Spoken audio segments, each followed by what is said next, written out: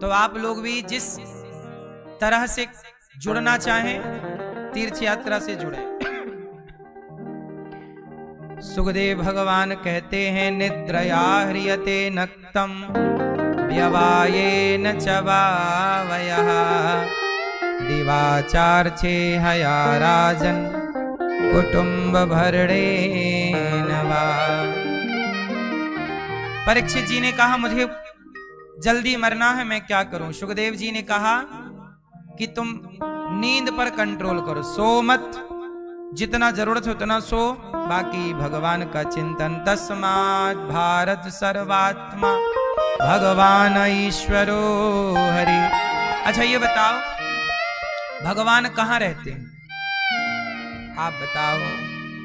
सब जगह। आपने भगवान को देखा? नहीं। आपने भगवान कहाँ रहते हैं? भगवान सब जगह। आपने देखा? आप बताओ भगवान कहाँ रहते हैं? जोर से, हम थोड़ा बहरे हैं। सब जगह रहते हैं। आपने देखा? आप बताओ भगवान कहाँ रहते हैं? यहां हृदय में। तो एक्सरे करा लो हृदय का। देखा आपने भगवान को? आप कह रहे हो अंदर रहते हैं और आप कह रहे हो देखा भी नहीं। तो अंदर रहते हैं कैसे पता लगा कि अंदर रहते हैं जब देखा ही नहीं? तो लाल मैया भगवान कहाँ रहते हैं? मेरी माँ कहाँ रहते हैं? कहाँ? पड़ोस में, मन में। आपने देखा भगवान? देखा नहीं है। देखा है कि नहीं बस ये बताइए। चलो आप लोगों ने भगवान को नहीं देखा? सुनो,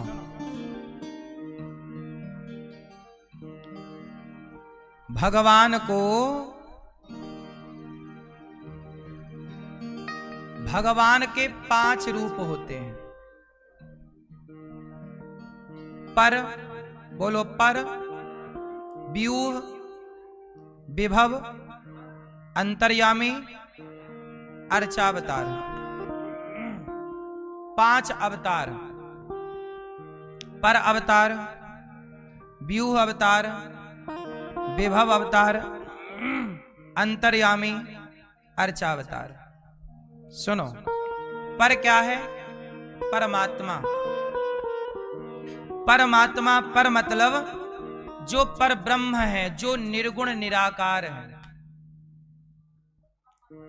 जिसे देख पाना हमारे और आपके बस का एक भगवान का ये स्वरूप है। दूसरा व्यूह। व्यूह मतलब प्रद्युम्नाय निरुद्धाय नमः संकर्षणाय च। कभी राम बनकर, कभी कृष्ण बनकर, कभी नरसिंह बनकर भगवान प्रकट। तो जिसे नहीं देखा जा सकता वो पर है, पर ब्रह्म।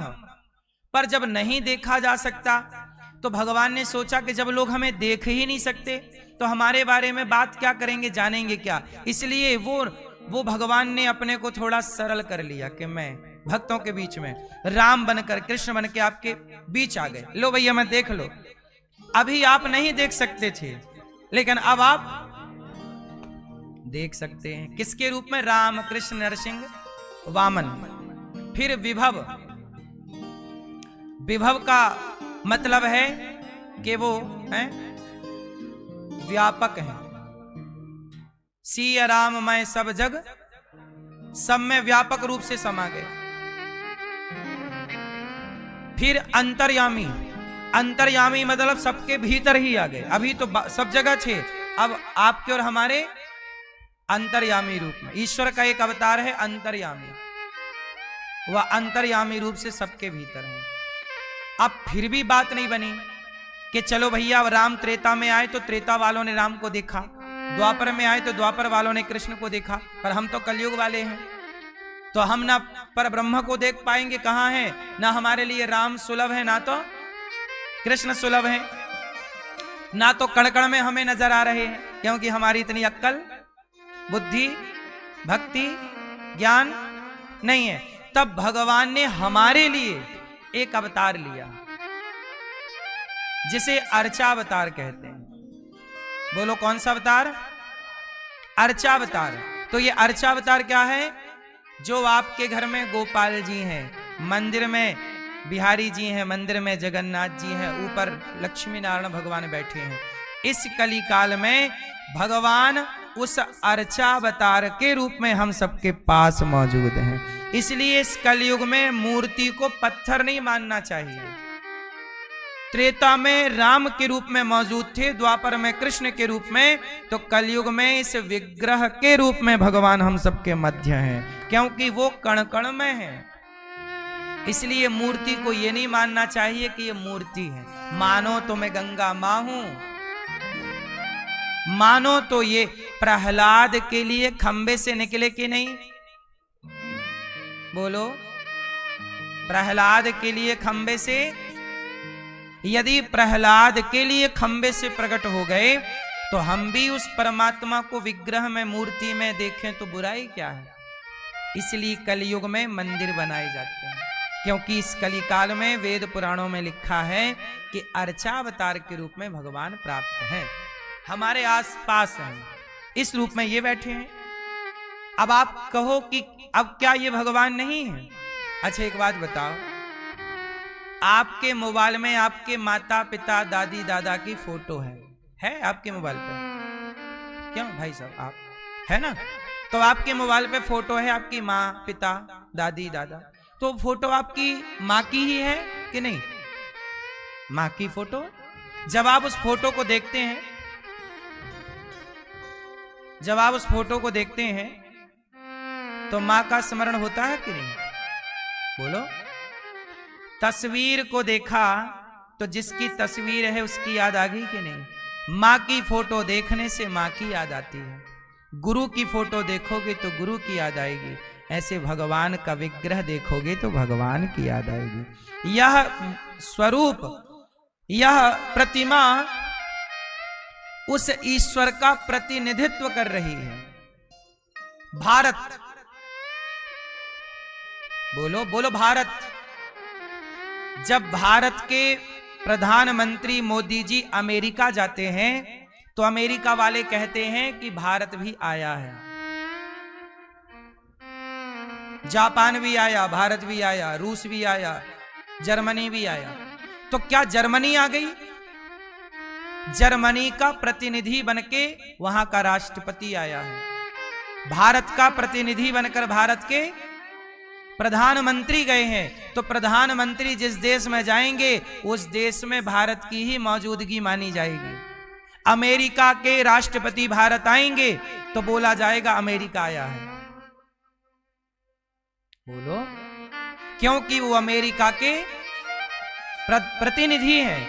ऐसे ही जैसे भारत के प्रतिनिधि राष्ट्रपति और प्रधानमंत्री होते हैं, ऐसे ही भगवान के प्रतिनिधि के रूप में भगवान का विग्रह होता है। ये विग्रह ईश्वर का ही तो प्रतिनिधित्व कर रहा है, इसलिए विग्रह का सम्मान ही ईश्वर का सम्मान। इसलिए हमारे यहाँ विग्रह की अब आप लोग कहते हो मूर्ति तो खाती नहीं पीती नहीं, आप क्यों पत्थर की पूजा करते हो? अरे हम सनातनी कितने अच्छे हैं, हम सनातनी ऐसे हैं, पूरी धरती में केवल सनातनी ऐसा है जो पत्थर का भी सम्मान करता है। जहां नदियों का सम्मान है, समुद्र का सम्मान है, वनस्पति पेड़ पौधों का सम्मान है, जहां माता का सम्मान। बताइए, क्या माता को भगवान का दर्जा किसी ने दिया? बोलो। सनातनियों के अतिरिक्त क्या मजहबी पंथ वाले लोग, क्या बताओ, क्या मुसलमानों के यहां मां को अल्लाह का दर्जा है? क्या बाप को अल्लाह का दर्जा है? नहीं। लेकिन यहां पिता को, मां को भगवान का दर्जा है। मेरी मां भगवान है। बोलो हाँ। मातृदेवो भव, पितृदेवो भव। बोलो हाँ। तो हमारा सनातन सबके सम्मान में ही ईश्वर का, हम लोग ये मानने वाले लोग हैं कि हमारा भगवान सब में है, और जो सब में है तो हम किसका अपमान करें? बताइए, किसका अपमान करें? पत्थर में भी वह समाया है। हमारा भगवान इतना पावरफुल है ना कि वो सब में रह सकता है। सनातन की खूबसूरती समझिएगा मेरी मां। इसलिए सनातन धर्म के आगे ना दुनिया का कोई भी सनातन के पांव की धूल भी नहीं हो सकता कोई। सनातन के बारे में लोगों को जानकारी ना होने से लोग धर्म परिवर्तन कर लेते हैं। बोलो हां कि ना? इसलिए मेरी मां, सनातन को जानना बहुत जरूरी है, सनातन को समझना बहुत जरूरी है। तो मंदिर में कौन बैठे हैं? आप लोग कहते हो हमने भगवान को नहीं देखा। अरे कलयुग में इसी रूप में है, मानना पड़ेगा। 2 और 2 कितना हुआ? क्यों होते हैं 4? क्योंकि आप यही परंपरागत पढ़ते आए हैं। क्यों 2 और 2 कितना? 2 और 2 4 क्यों होते हैं? 2 और 2 4 ही क्यों होते हैं? इस पर कोई प्रश्न नहीं खड़ा करता। जो पढ़ते आए हैं उसे स्वीकार करते चले जा रहे हैं। बोलो हां। तो जब 2 और 2 4 को स्वीकार किया है तो मंदिर में बैठे भगवान को स्वीकार क्यों नहीं करना? मुसलमान अल्लाह को स्वीकार करता है, कुरान को स्वीकार करता है। मुसलमान कभी कुरान के खिलाफ नहीं जाता, मुसलमान कभी अल्लाह के खिलाफत नहीं करता। जब मुसलमान अल्लाह को स्वीकार कर रहा है तो फिर हम ईश्वर को स्वीकार क्यों ना करें? ईसाई चर्च को स्वीकार कर रहा है, ईसाई चर्च को स्वीकार करता है, मुसलमान मस्जिद को स्वीकार करता है, तो हम मंदिर को स्वीकार क्यों ना करें? क्यों? सवाल पूछना जरूरी है, उत्तर भी देना जरूरी है। इसलिए हम कहते हैं सवाल पूछा करो। सनातनों में ही केवल सवाल जवाब है, और दुनिया के यहां कोई सवाल आप पूछ भी नहीं सकते। सवाल पूछ लोगे तो मिर्ची लग जाती है दुनिया में। हमारे यहां सवाल जवाब की परंपरा है, क्योंकि हम प्रमाणित हैं, बिल्कुल साइंटिफिक हैं, वैज्ञानिक तरह से हम समझा सकते हैं और समझ सकते हैं। सनातन धर्म वैज्ञानिक धर्म है। हमारे यहां सवाल जवाब का अधिकार है, औरों के यहां सवाल जवाब का अधिकार? बोलो हां। इसलिए भगवान कहां हैं? अच्छा एक बात बताओ, ए मैया, आखिरी बात इस प्रसंग की, ये बताओ कि आपने जो कपड़ा पहना है उसमें कपड़ा है कि धागा है? हैं? तो मूल में क्या है?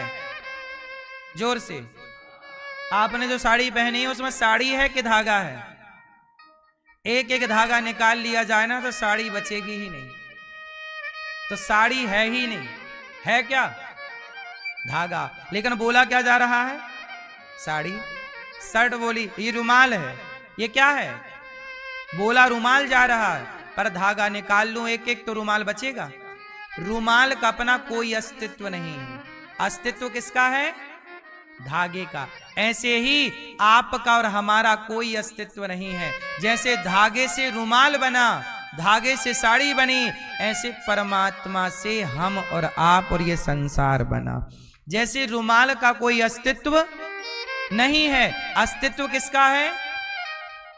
धागे का। ऐसे ही आपका और हमारा कोई अस्तित्व नहीं, अस्तित्व है भगवान का। अच्छा, आप कितने चीजों से मिलकर बने हैं? 5। कौन कौन सी? बेटा आप बताओ, चश्मा वाली बहन, आप कितने चीजों से मिलकर बने? ये बहन बताएगी आपके पीछे। आप में 5 हैं कि नहीं? तो ये बताओ कि जल कौन है? आप जल हैं कि ईश्वर जल हैं? जल कौन है? जल के रूप में भगवान है कि नहीं? इसलिए भगवान का एक नाम है निराकार। निराकार बोलते हैं, निराकार। नीर, नीर मतलब पानी का आकार, निराकार। नारायण, नारायण, भगवान का नाम नारायण क्यों पड़ा? चलो बताओ।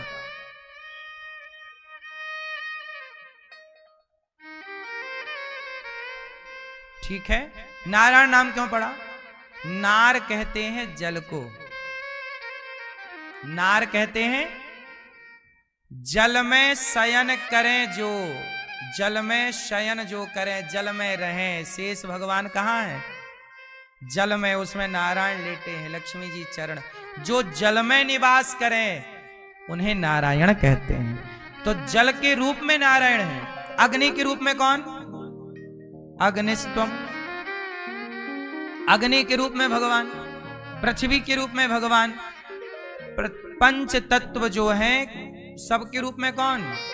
भगवान का फुल फॉर्म क्या होता है? ए भैया बताएंगे, भगवान का फुल फॉर्म क्या हुआ? भगवान का फुल फॉर्म बताइए। भगवान का भा मतलब भूमि, गा मतलब गगन, वा मतलब वायु, आ मतलब अग्नि, ना मतलब नीर। प्रकृति के पंच तत्व को ही भगवान कहते हैं। फुल फॉर्म में भूमि, गगन, वायु, अग्नि, आकाश, शॉर्ट फॉर्म में भगवान। सबका एक एक अक्षर निकाल लो। भूमि का भा निकाल लो, गगन का गा निकाल लो, वायु का वा निकाल लो, अग्नि का आ निकाल लो, नीर का ना निकाल लो। क्या बन गया? यही तो भगवान। हम सनातनी किसके उपासक हैं? प्रकृति के। प्रकृति को ही भगवान मानते हैं, इसलिए हमारे यहां सब में ईश्वर के रहने की बात स्वीकारी जाती है। चलो बात समझ में आई?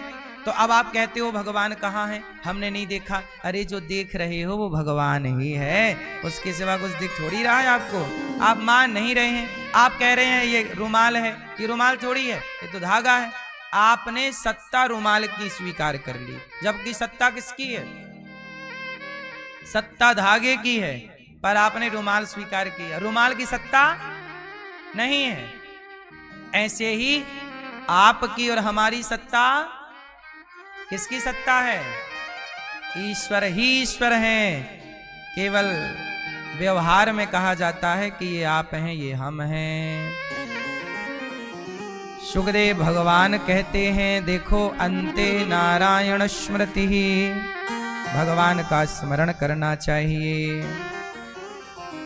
सत्याम क्षितौ किम कशिपो प्रयासैर बाहु स्वसिद्धेयुपवर्हणै किम। ज्यादा हाय हाय नहीं, संतोष जीवन में होना चाहिए। 10 लक्षणों का वर्णन, यत् कीर्तनम, यत् स्मरणम, यदीक्षणम, यद वंदनम। सुखदेव भगवान ने भगवान की स्तुति की, सृष्टि का क्रम सुनाया।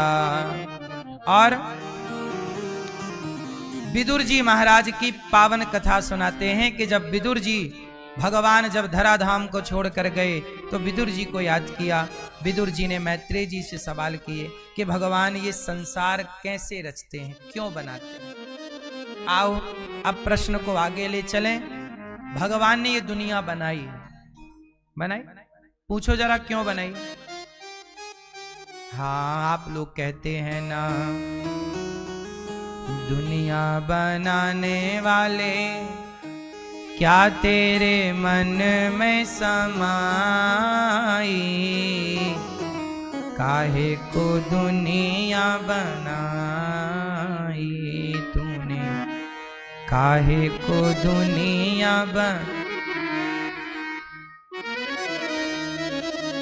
तो दुनिया बनाने वाले क्या तेरे मन में समाई?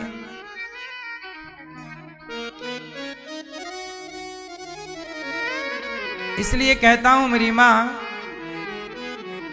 ये सब जानना बहुत जरूरी है। ईश्वर ने दुनिया क्यों बनाई? काहे बनाए तूने माटी के पुतले, धरती ये प्यारी प्यारी मुखड़े ये उजले, काहे बनाया तूने दुनिया का खेला, जिसमें लगाया जवानी का मेला। गुपचुप तमाशा देखे बाहर तेरी खुदाई, काहे को दुनिया बनाई। तू भी तो तड़पा होगा मन को बनाकर, तूफान ये प्यार का मन में छुपा कर। कोई छवि तो होगी आँखों में तेरी, आंसू भी छलके होंगे पलकों से तेरे। बोल क्या सूझी तुझको, काहे को प्रीत जगाई, काहे को दुनिया बनाई तूने, काहे को दुनिया बनाई। काहे बनाई भगवान ने दुनिया? अच्छा बताओ क्यों बनाई? आपसे सवाल है, भगवान ने दुनिया क्यों बनाई? अच्छा सौ वाले भैया बताएंगे, सोफे वाले। भगवान ने दुनिया क्यों बनाई? बोलो, नहीं बताएंगे हैं? हाँ, ये सत्संगी है, कथा सुनते रहते हैं घर में भी। आप बताइए, दादाजी बताएंगे, हमारे बीच वाले दादाजी से पूछो। दादाजी राम राम, भगवान ने दुनिया काहे बनाई बताओ? दुनिया काहे बनाई भगवान ने?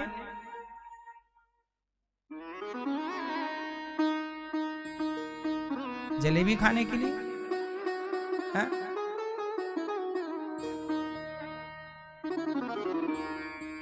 भगवान ने ये दुनिया बनाई अपने आनंद के लिए। जैसे छोटा बच्चा वो बनाता ना रेत के ढेर में बैठ के घर और खेलता है, और जब जाने लगता तो एक लात मार के घर को तोड़ के, जैसे वो बच्चा अपने आनंद के लिए घर बनाता है, खेलता है, उसे तोड़ता है, ऐसे भगवान अपने आनंद के लिए संसार बनाते हैं, जगत बनाते हैं।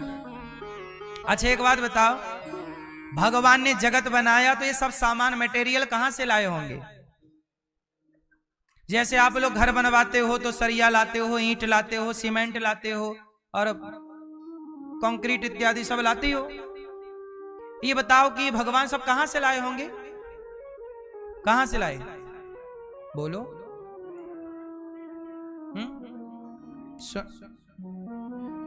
ये संसार कहां से बना? भगवान से बना। कैसे बना? जैसे मकड़ी जाल बनाती है। ये बता, मकड़ी जो जाला बनाती है वो जाला का धागा कहां से लाती है? किस दुकान से? कहां से लाती है? हाँ, मकड़ी के भीतर से ही वो जाल प्रकट करती है। उसकी लार होती है वो धागा, मकड़ी की लार होती है वो। जैसे धागा जाल का मकड़ी के भीतर से ही प्रकट होता है और वो उसी में खेलती है, और जब उसका मन होता है तो वो उसी को खा भी जाती है।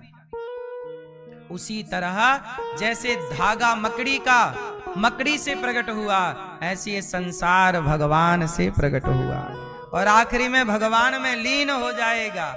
रहेगा कौन? जब कुछ नहीं था तो भी भगवान थे, सब कुछ है तो भी भगवान है। जब कुछ नहीं रहेगा तो भी कौन बचेगा? कैसे? जब ये अंगूठी नहीं थी तब भी सोना था, ये सोना तब भी था जब ये अंगूठी, अब ये अंगूठी है तो भी सोना है। और जब ये अंगूठी भट्टी में मिल जाएगी, गल जाएगा लिक्विड फॉर्म में सोना, तब अंगूठी नहीं रहेगी, फिर भी सोना। आभूषण के पहले भी सोना है, आभूषण में भी सोना है, और आभूषण के ना रहने पर भी सोने की सत्ता है। ऐसे जब जगत नहीं था तो भी जगन्नाथ थे, जगत है तो भी जगन्नाथ, और जगत नहीं रहेगा तो भी शेष भगवान रहेंगे। इसलिए भगवान की सत्ता सदा है। इसलिए तीनों कालों में सत्य कौन है? भगवान। इसलिए उन भगवान की शरण में चलना चाहिए और भगवान से कहना चाहिए कि प्रभु हाँ इतनी कृपा सांवरे बनाए रखना, इतनी कृपा बनाए रखना, मरते दम तक सेवा में लगाए रखना, इतनी कृपा।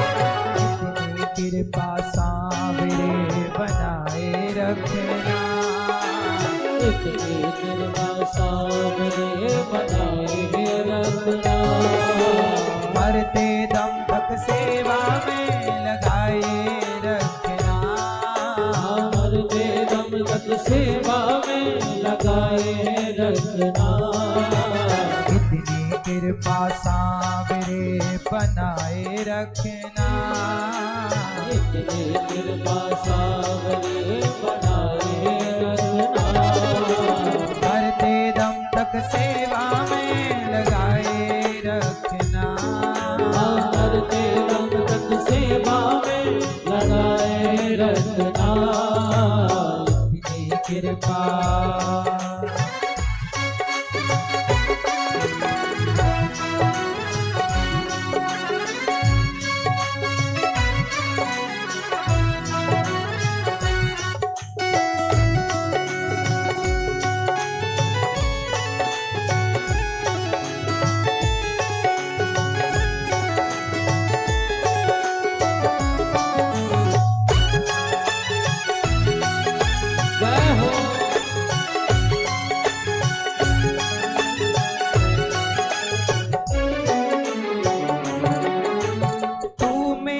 मैं तेरा कान्हा तू राजी मैं राजी, तू मेरा मैं तेरा कान्हा तू राजी मैं राजी, तू मेरा मैं तेरा कान्हा तू राजी मैं राजी, हाँ तू मेरा मैं तेरा कान्हा तू राजी मैं राजी, तेरे नाम पे लिख दी मैंने इस जीवन की बाजी, हाँ तेरे नाम पे लिख दी मैंने इस जीवन की बाजी, आज तुम्हारे हाथ है बचाए रखना, आज तुम्हारे हाथ है बचाए है रखना, मरते दम तक सेवा में लगाए रखना, मरते दम तक सेवा में लगाए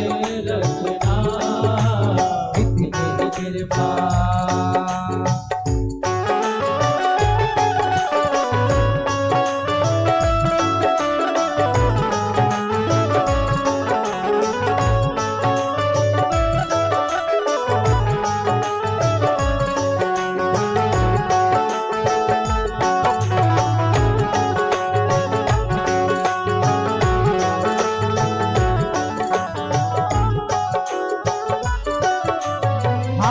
जोड़ मैं करूं प्रार्थना भूल कभी ना जाना, हाथ जोड़ मैं करूं प्रार्थना भूल कभी ना जाना, तेरे दर पर बना रहे बस मेरा आना जाना, तेरे दर पर बना रहे बस मेरा आना जाना, दिन पर दिन ये सिलसिला बढ़ाए रखना, दिन पर दिन ये सिलसिला बढ़ाए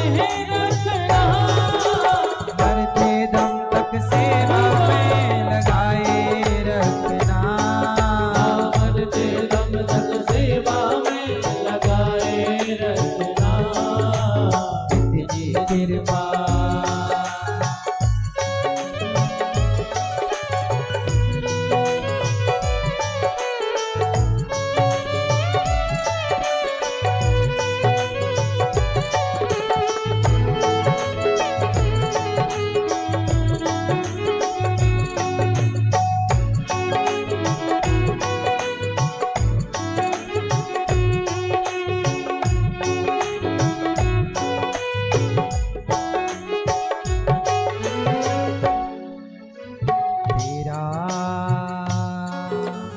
तेरा मेरा सांवरे ऐसा नाता है, तेरा मेरा सांवरे ऐसा नाता है। दिन हो चाहे रात हो तेरा सपना आता है, दिन हो चाहे रात हो तेरा सपना आता है। तेरा मेरा सांवरे ऐसा नाता है, तेरा मेरा सांवरे ऐसा नाता है। दिन हो चाहे रात हो तेरा सपना आता है, दिन हो चाहे रात हो तेरा सपना आता है। तेरा मेरा सांवरे ऐसा नाता है, तेरा मेरा सांवरे ऐसा नाता है। दिन हो चाहे रात हो तेरा सपना आता है। दिन हो चाहे रात हो तेरा सपना आता है। इसकी कृपा ये बनाए रखना, ये कृपा सामने बनाए रखना। करते दम तक सेवा में लगाए रखना। करते दम तक सेवा में लगाए रखना। करते दम तक सेवा में लगाए रखना। इतनी कृपा सांवरे बनाए रखना, मरते दम तक सेवा में लगाए रखना। इतनी कृपा हाथ जोड़ मैं करूं प्रार्थना, भूल कभी ना जाना। तेरे दर पर बना रहे बस मेरा आना जाना। भजनों की इस भूख को बढ़ाए रखना, मरते दम तक सेवा में लगाए रखना। इतनी कृपा।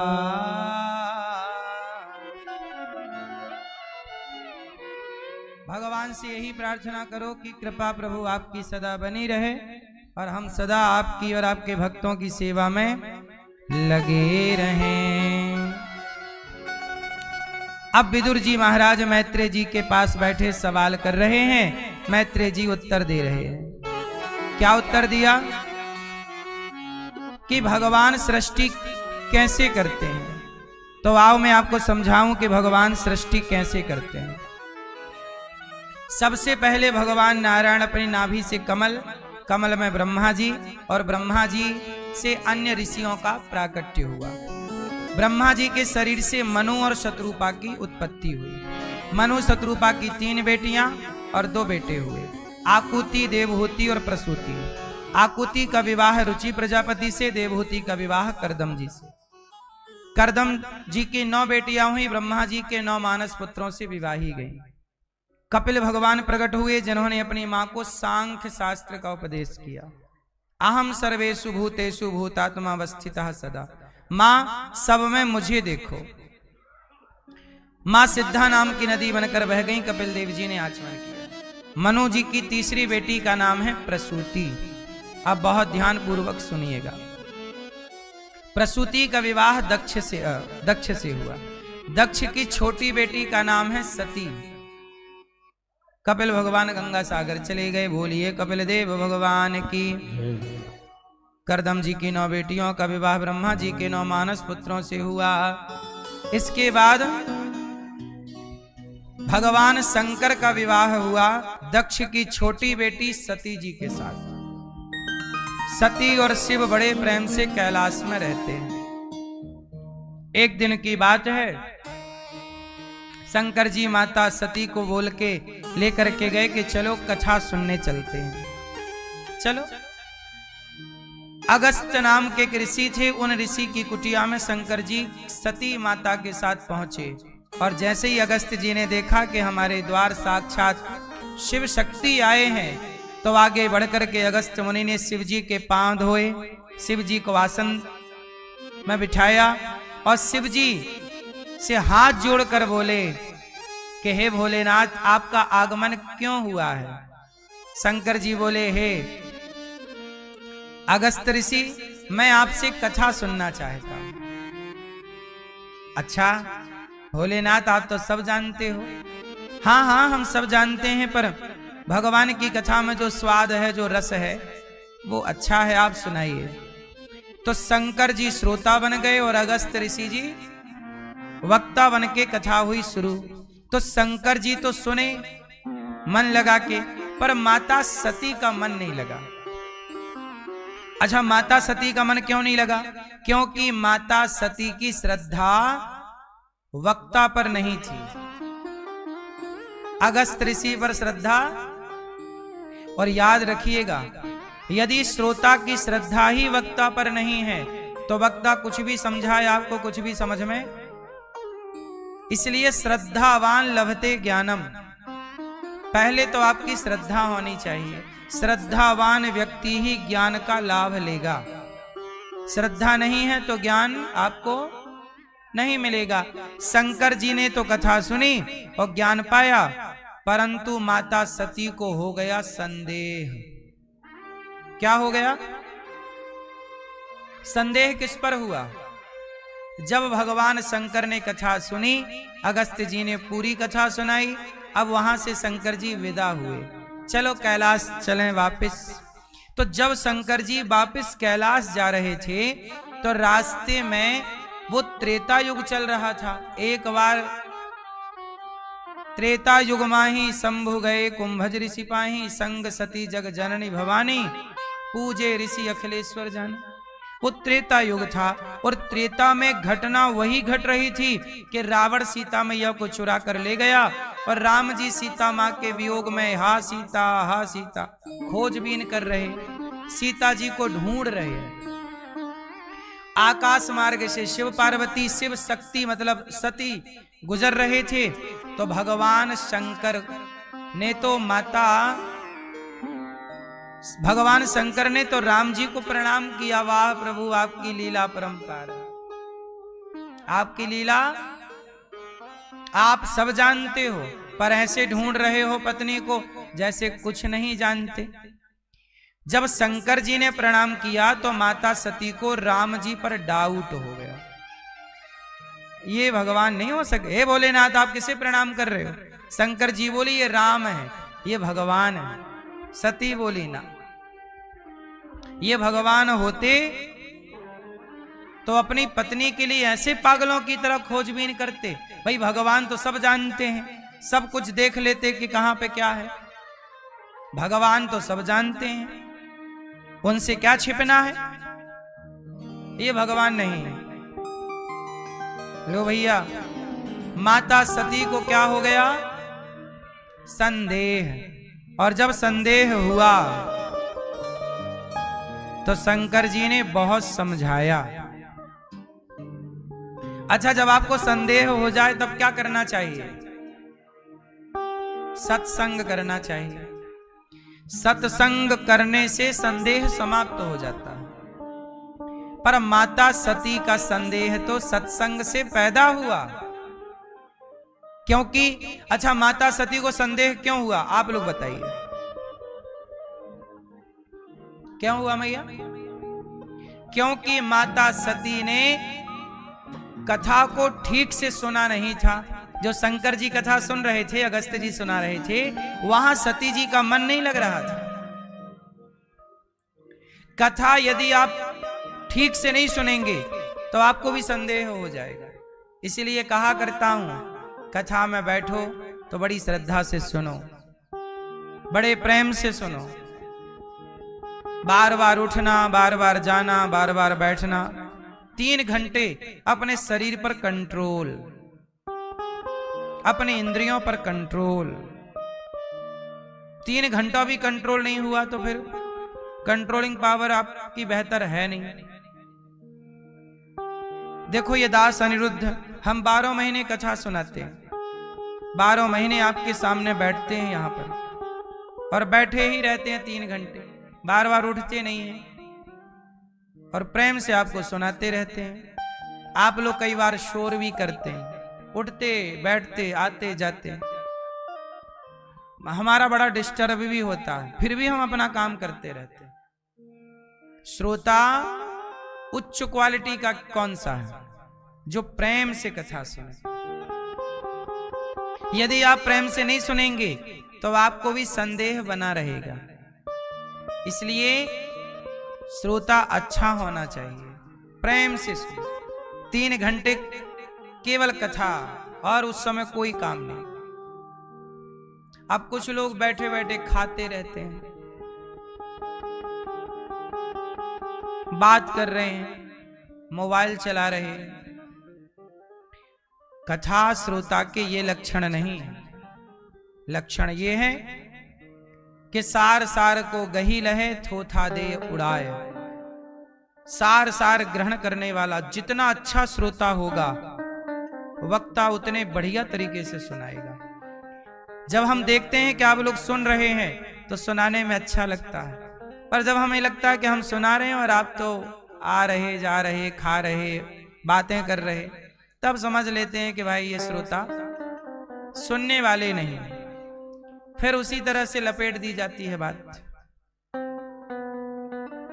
इसलिए उच्च कोटि का श्रोता बनो।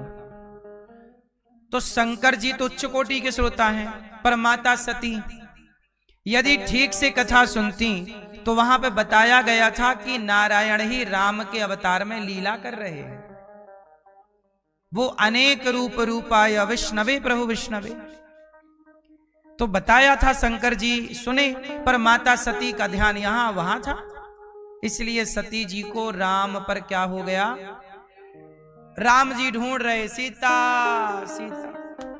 शंकर जी बोले, वाह प्रभु, क्या लीला है आपकी, क्या ओरिजिनल लीला कर रहे हैं। माता सती बोली, किसे प्रणाम कर रहे हो? बोले, ये भगवान है, राम, नारायण ही राम बन के आए। सती बोली, ना, भगवान थोड़ी पत्नी के पीछे भागेंगे। भगवान की पत्नी कोई चुरा सकता है क्या? भगवान की पत्नी का कोई अपहरण कर सकता है क्या?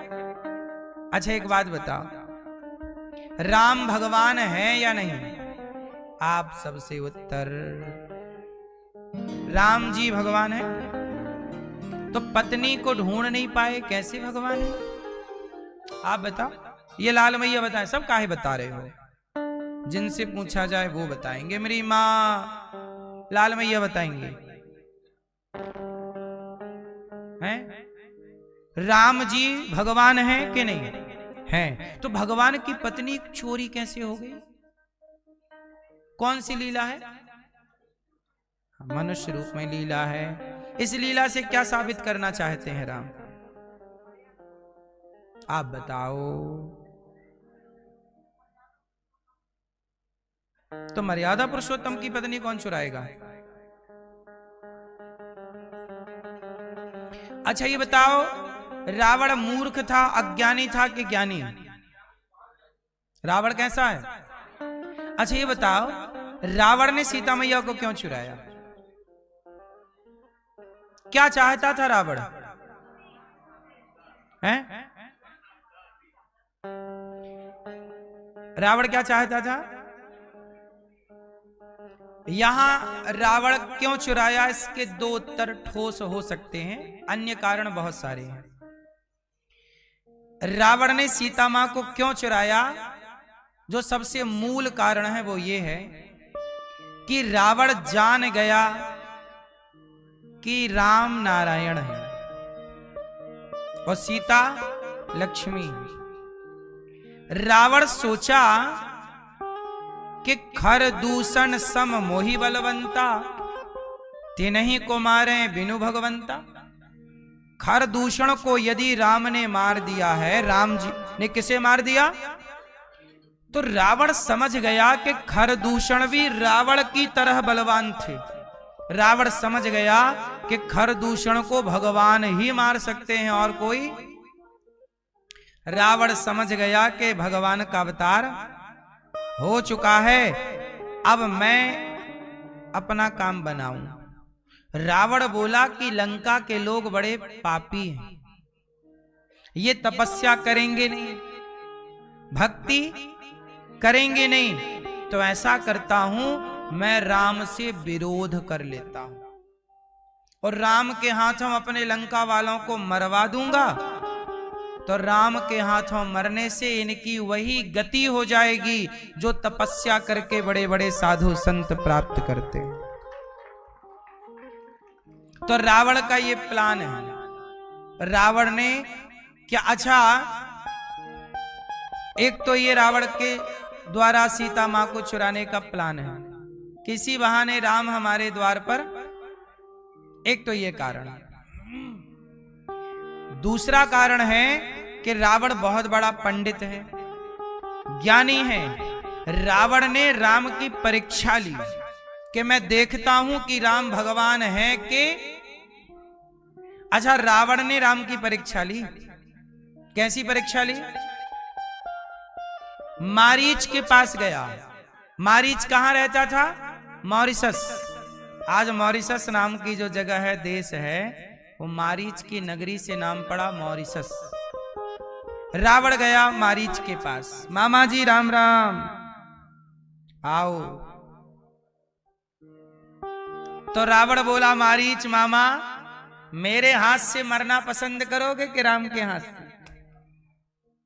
मारीच बोला, क्या बात कर रहे हो, आए हो कह रहे हो मरो। रावण बोला, देखो या हम मारेंगे आपको, हमारे हाथ मरोगे तो नरक जाओगे, मौका है राम के हाथों मर जाओ। और आपकी पुरानी दुश्मनी भी है। अच्छा, मारीच की राम से पुरानी दुश्मनी है क्या? जब राम जी सीता जी से विवाह करने जा रहे थे, विश्वामित्र जी राम को लेकर गए बक्सर, तो वहां पर विश्वामित्र जी का यज्ञ में बाधा ये मारीच पहुंचाता था। तो राम जी ने बिना फण का बाण मारा। उस समय मारीच बक्सर में रहता था, तो राम जी ने इसे मारा था बिन फण का बाण, तो जाके गिरा मॉरिशस में। तब से वो वहीं रहने लग गया। पूरा नहीं मारा राम जी ने। राम जी ने सोचा कि ये आगे की लीला में काम आएगा, आधा मारा। तो वही रावण बोला कि सुनो, राम ने तुम्हें तो मारा था, अब मौका है राम को मार दो। मारीच बोला, मैं राम को नहीं मार सकता, बड़े बलवान हैं। रावण बोला, मैं रच के आया हूं लीला, तुम बस मेरा साथ दो। क्या करना है? तुम सोने के मृग बन जाओ। तुम क्या बन जाओ? तो मारीच मामा बन गए सोने का मृग, और जहां सीता जी बैठी थी आसपास चरने लगा माया का मृग। सीता मैया ने देखा, वाह बड़ा सुंदर मृग है, सोने का है। सीता मैया ने कहा राम जी से, प्रभु आओ, हमें ये मृग चाहिए। राम जी ने कहा, देवी ये माया है, सोने का मृग नहीं होता, आप तो जानती हो। नहीं नहीं नहीं नहीं, इस जंगल में शायद होता हो, अपन लोग इस जंगल में नए नए हैं ना, शायद यहां होता हो, हमें ये वाला मृग ला के दो।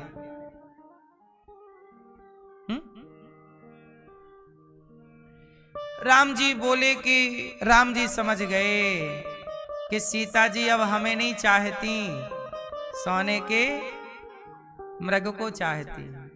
और यदि सीता जी सोने के मृग को चाहती हैं, सोने को चाहती हैं, तो सीता जी को हम सोने की लंका ही भेज देते हैं, खूब सारा सोना देख लेंगी, क्योंकि बहुत दिन से जंगल में रही है ना, तो सोना देखा नहीं। और हमारी माताएं सोना ना देखे तो व्याकुल हो जाती हैं। माताओं का बड़ा मन लगता है सोने में। हाँ, पुरुषों को पता नहीं है भाव क्या चल रहा, माताओं से पूछो। सही है कि नहीं?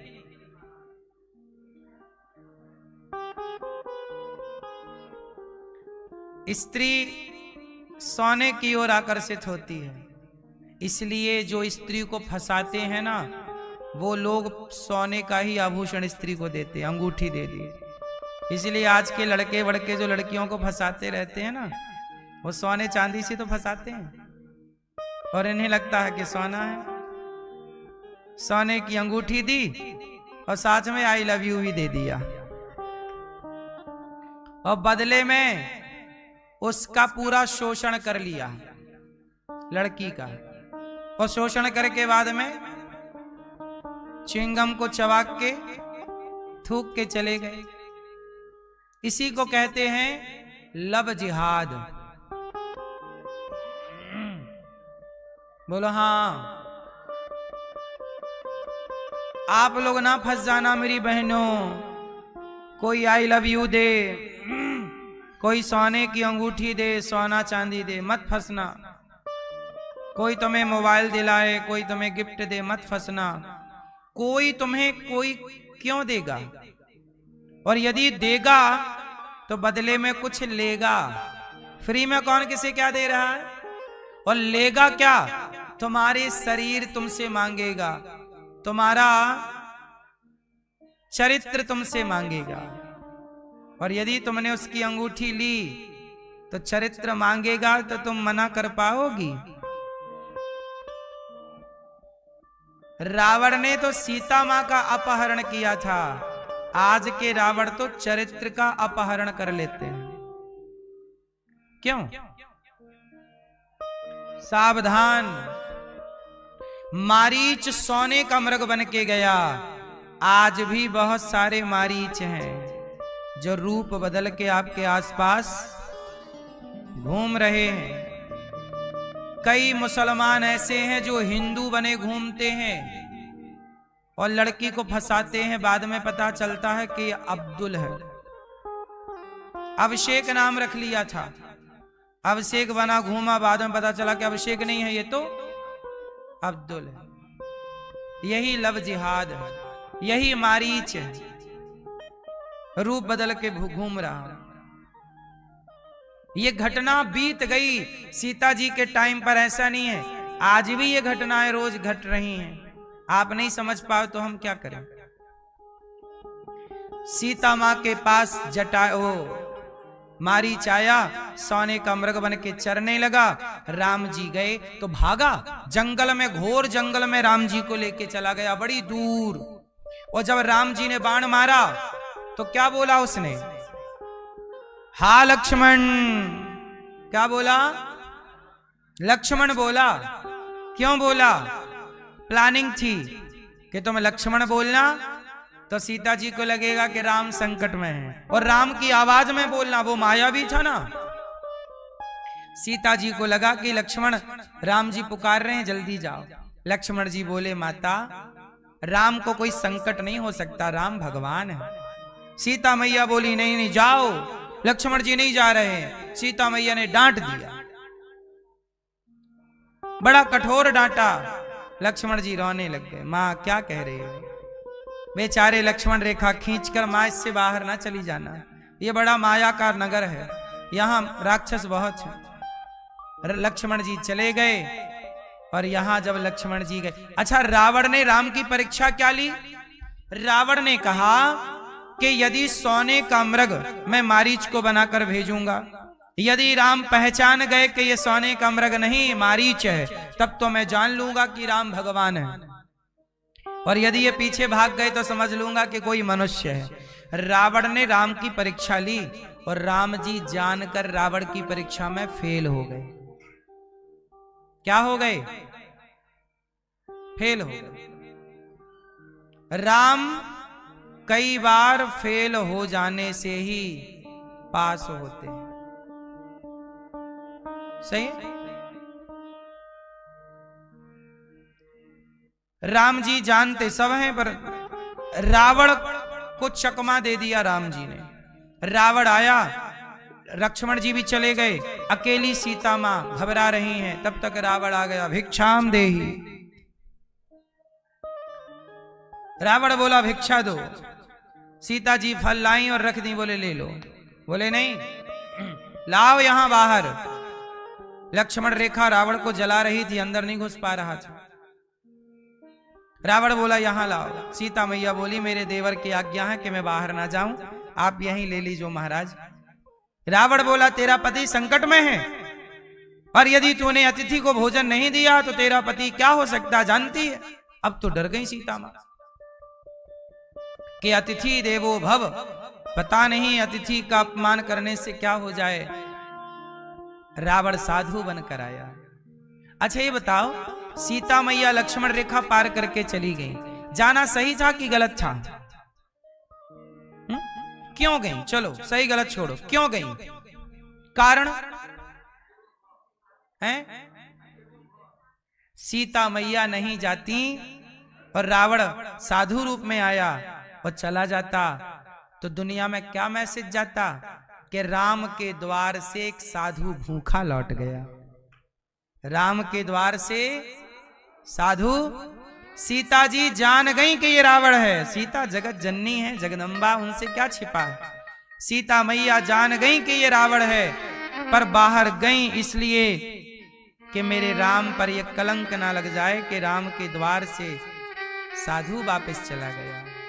अतिथि भगवान है, तो हे धर्म, धर्मो रक्षति रक्षिता, हम धर्म की रक्षा करें, हमारे द्वार से कोई भूखा ना जाए। और सीता मैया गई, रावण लेकर चला गया। सीता मां ने केवल अपना गृहस्थ धर्म निभाया, अंत में उसी धर्म ने सीता मां की रक्षा भी की। रावण लेकर चला गया, और जब रावण लेकर जा रहा था, सीता मैया चिल्ला रही है, हाय लक्ष्मण तुम्हारा दोष नहीं है, तुमने ठीक कहा था, मैंने तुम्हारा अपमान कर दिया। शायद तुम्हारा अपमान करने की सजा प्रभु ने मुझे दी, और भक्त का अपराध करने की सजा दी कि राम ने मुझे अपने से दूर कर दिया। जटायु ने प्रयास किया सीता मां को रोकने का, रावण ने पंख काट दिए और रावण सीता जी को लेकर गया।